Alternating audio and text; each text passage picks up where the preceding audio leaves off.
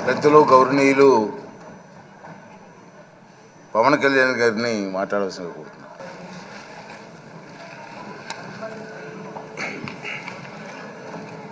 పదహారవ శాసనసభకి ఏకగ్రీవంగా ఎన్నికైన సభాపతి శ్రీ చింతకాల అయ్యన్ పాత్రుడు గారికి హృదయపూర్వక నమస్కారాలు, మీకు శుభాకాంక్షలు.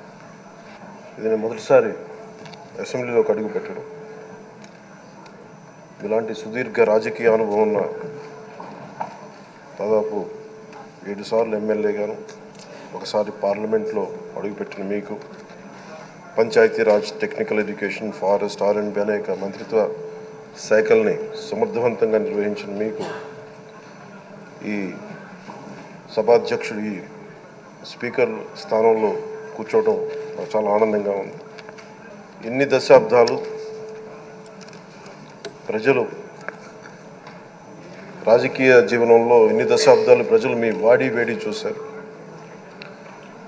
మీకు కోపం వస్తే ఋషికొండను చెక్కినట్టు ప్రత్యర్థులకి పదునైన ఉత్తరాంధ్ర యాసలో గుండు కొట్టేస్తారు.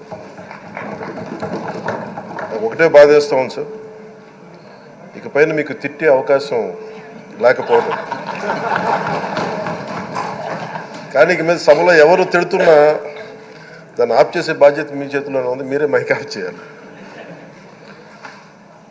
అంటే మా చిన్నప్పుడు నేను చూసేవాడు, ఒకసారి అల్లరి చేసే అబ్బాయిని క్లాస్ లీడర్ చేసేవాడు చిన్నప్పుడు మా స్కూల్లో. కానీ ఇన్నాళ్ళు ప్రజలు మీ వాడి వేడి పలుకులు, మీ ఘాటైన వాగ్దాటి చూశారు.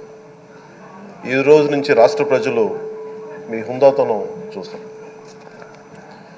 డిబేట్స్ వెనకాల దాక్కుని సంస్కారహీనమైన భాషలని, భావాలని రకరకాల మాధ్యాల్లో విరజిమ్ముతూ ఉంటారు. దాని నియంత్రణ మీ ఆధ్వర్యంలో ఇక్కడి నుంచే మొదలవ్వాలి. ఇందాక సభానాయకులు, గౌరవ ముఖ్యమంత్రి శ్రీ చంద్రబాబు నాయుడు గారు చెప్తారు, ఆడబిడ్డలు ఏ విధంగా నలిగిపోయారు ఈ రాష్ట్రంలో గత 5 సంవత్సరాల్లో. చిన్న లేదు, పెద్ద లేదు, ఎవరని లేదు.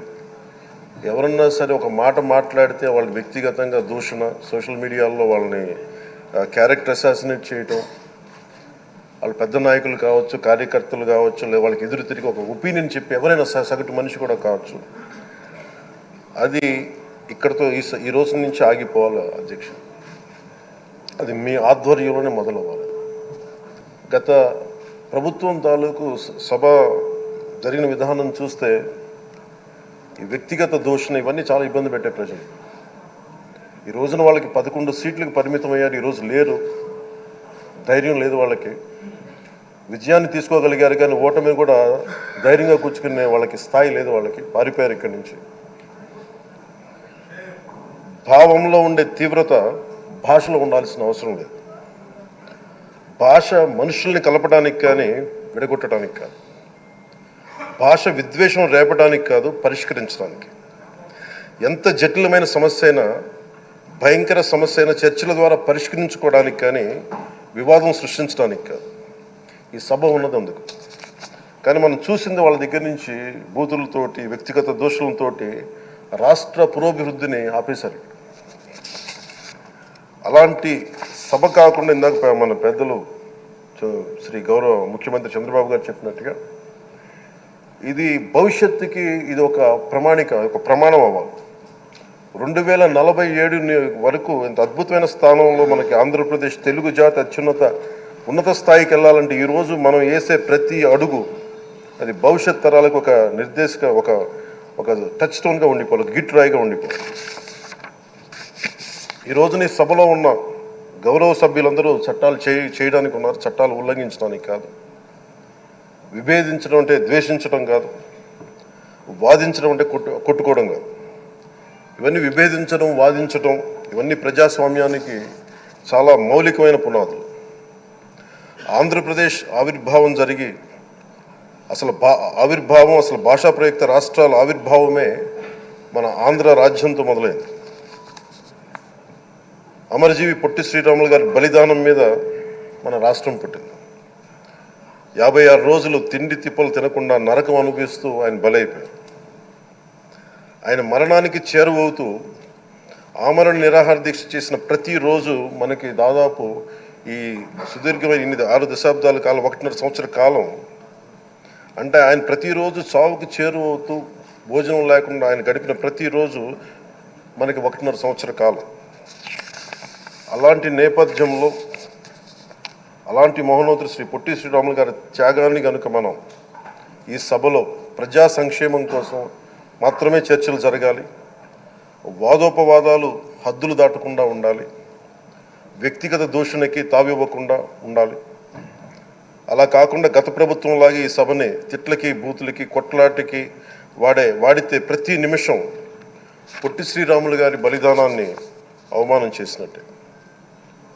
ఒక గొప్పవాడు ఒక మహానుభావుడు బతికినప్పుడు మాత్రమే కాదు, చనిపోయిన తర్వాత కూడా కొన్ని తరాలు ఉపయోగపడతారని నిరూపిస్తారు.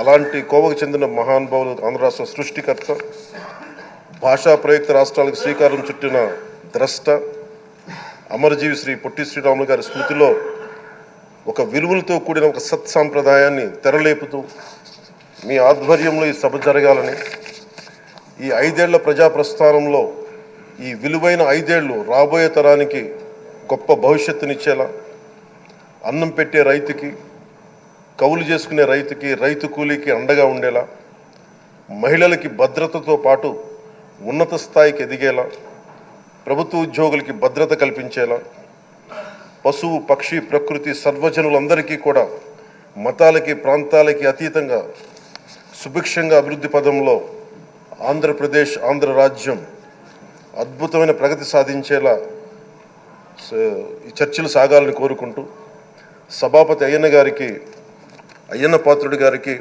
మీ ఆధ్వర్యంలో ఈ సభ ఒక సరికొత్త సాంప్రదాయానికి సత్సాంప్రదాయానికి ఇది తెరతీయాలని కోరుకుంటూ మీకు మరోమారు శుభాభినందనలు తెలియజేసుకుంటాను.